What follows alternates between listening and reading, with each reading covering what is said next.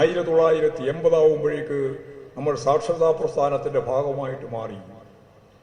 അപ്പോൾ നമ്മൾ ആലോചിച്ചു ഈ രാജ്യത്തിൻ്റെ പട്ടിണിയും അതുപോലെ പരിവട്ടവും അവസാനിപ്പിക്കാൻ എന്താണ് വഴിയെന്ന് ആലോചിച്ചു. ഭൂബന്ധത്തിൽ ഞാൻ നേരത്തെ പറഞ്ഞ പോലെ മൗലികമായ മാറ്റം വന്നു. ആ മാറ്റം വന്നതുകൊണ്ട് മാത്രം പൂർണ്ണമാവുന്നില്ല.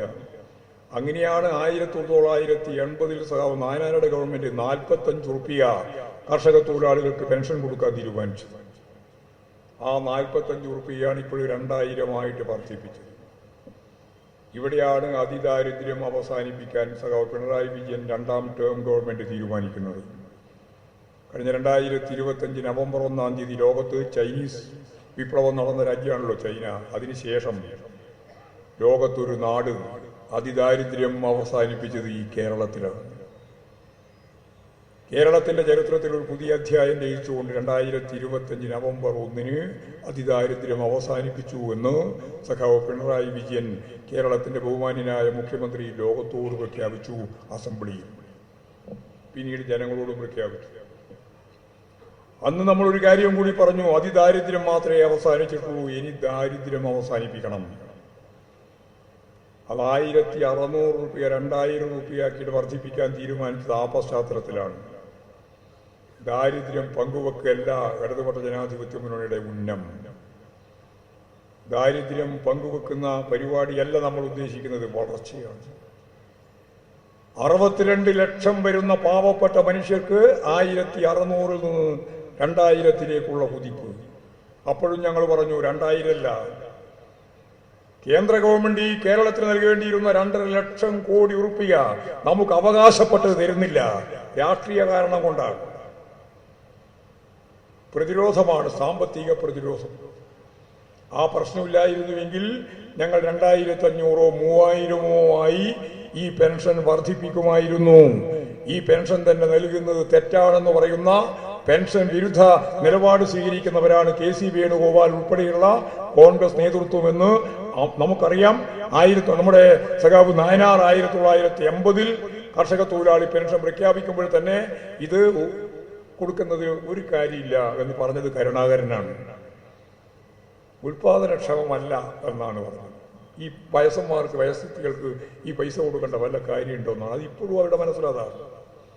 ഇപ്പോൾ 62 ലക്ഷം ആളുകൾക്കുണ്ട്. 31.39 ലക്ഷം സ്ത്രീകൾക്ക് സ്ത്രീ സുരക്ഷ.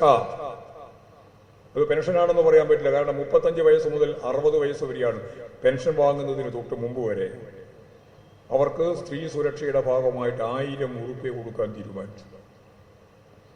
1000 റുപ്യ കൊടുക്കാൻ തീരുമാനിച്ചപ്പോൾ എന്നോട് തന്നെ പല സ്ത്രീകളും പറഞ്ഞു, സാവേ ഇതെല്ലാം കിട്ടുന്നതെല്ലാം ഓക്കാ കിട്ടുന്നത് എന്ന് പറഞ്ഞാൽ 2 കാർഡുകൾ അവർക്കാ കിട്ടുന്നത്. അവർക്ക് റേഷൻ കിട്ടും, അവർക്ക് അരി കിട്ടും, അവർക്ക് ഈ 1000 കിട്ടും, ഞങ്ങൾക്കൊന്നുമില്ല. ഇതൊരു പ്രധാനപ്പെട്ട പ്രശ്നം തന്നെയാണ്. ഞാനത് സംബന്ധിച്ച് ഞങ്ങൾ ആലോചിച്ചിട്ടുണ്ട്. ഒരു കാര്യം വ്യക്തമാക്കാം, ഞങ്ങളിപ്പോൾ ഉദ്ദേശിക്കുന്നത് എല്ലാ വീട്ടമ്മമാർക്കും ഈ 1000 അല്ല, ആദ്യം 45 ഉണ്ടായിരുന്നുള്ളൂ, ഇപ്പോൾ 1000 പ്രഖ്യാപിച്ചിട്ടുണ്ട്. ആദ്യം തന്നെ ഈ 1000 അല്ല, അതിനേക്കാൾ കൂടുതൽ സംഖ്യയും ഇതിനേക്കാൾ വിപുലമായ വീട്ടമ്മമാർക്കാകെയും ഈ ആനുകൂല്യം കൊടുക്കുക എന്നുള്ളത് തന്നെയാണ് ഇടതുപക്ഷ ജനാധിപത്യ മുന്നണി ഉദ്ദേശിക്കുന്നത്. അല്ലാതെ ഇവിടെ ഈ 1000 നിർത്താനോ ഈ 31.39 അവസാനിപ്പിക്കാനോ അല്ല ഉദ്ദേശിക്കുന്നത് എന്നാണ് അത്തരത്തിൽ ചിന്തിക്കുന്ന ആളുകളോട് പറയാനുള്ളത്. എല്ലാവർക്കും കൊടുക്കുക. ഈ കേരളം അതിദാരിദ്ര്യം അവസാനിപ്പിച്ചതിന്റെ തുടർച്ചയിൽ ദാരിദ്ര്യം അവസാനിപ്പിക്കുന്നു എന്ന് പറയുമ്പോൾ അത്തരം നിലപാടുകൾ സ്വീകരിച്ചുകൊണ്ട് മാത്രമേ നമുക്ക് ജനങ്ങളുടെ കയ്യിലേക്ക് പണം എത്തിക്കാൻ സാധിക്കുള്ളൂ, ദാരിദ്ര്യം അവസാനിപ്പിക്കാൻ സാധിക്കൂ. യുവജനങ്ങൾ, തൊഴിലില്ലാത്ത യുവതി യുവാക്കൾ ഗ്രാജുവേഷൻ പൂർത്തിയായി, പോസ്റ്റ് ഗ്രാജുവേഷനായി, MAയും MSCയും കഴിഞ്ഞു, IT പാസ്സായി, പോളിടെക്നിക് പാസ്സായി, അതുപോലെ എഞ്ചിനീയറിംഗ് കോളേജ് പഠിച്ച് പാസ്സായി. എന്നാലും അവർക്ക് ജോലി കിട്ടുന്നില്ല. ജോലിയുണ്ട്, അവസരങ്ങളുണ്ട്.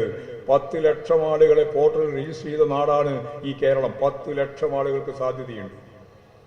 നമുക്ക് തൊഴിലില്ലായ്മ പ്രശ്നം പരിഹരിക്കാം. ആ തൊഴിലില്ലായ്മ പ്രശ്നം പരിഹരിക്കണമെങ്കിൽ ഞാൻ ഈ പറഞ്ഞതുപോലെ അടിസ്ഥാന വിദ്യാഭ്യാസം നേടി, ഞാൻ പോസ്റ്റ് ഗ്രാജുവേഷൻ നേടി എന്ന് പറഞ്ഞിട്ട് കാര്യമില്ല. എന്താണോ ലോകത്തിന് ആവശ്യമുള്ള സ്കില്ല് അത് പഠിക്കണം. അത് പഠിക്കണമെങ്കിൽ അവർക്ക് നയാ പൈസ കൊടുക്കാൻ കുടുംബത്തിന് ചിലപ്പോൾ സാധിക്കുന്നുണ്ടാവില്ല. സ്വതന്ത്രമായിട്ട് പഠിക്കാനുള്ള സൗകര്യം കൊണ്ട് പഠിച്ചു വന്നിട്ടുണ്ട്. അതുകൊണ്ട് ഈ ഗവൺമെന്റ് തീരുമാനിച്ചു, അത്തരം 5 ലക്ഷം കുട്ടികളുണ്ട്, ചെറുപ്പക്കാർ. അവർക്ക് സ്കില്ല് പരിശീലനത്തിന് വേണ്ടി മാസാമാസം 1000 ഉറുപ്പിക ഈ സ്കിൽ പരിശീലനത്തിന് വേണ്ടി കൊടുക്കാം എന്ന് തീരുമാനിച്ചു. 5 ലക്ഷം കുട്ടികൾക്ക്. അപ്പോൾ ഈ കേരളം ഒരു പുതിയ തലത്തിലേക്കാണ്. അവർക്കെല്ലാം ജോലിയാവും.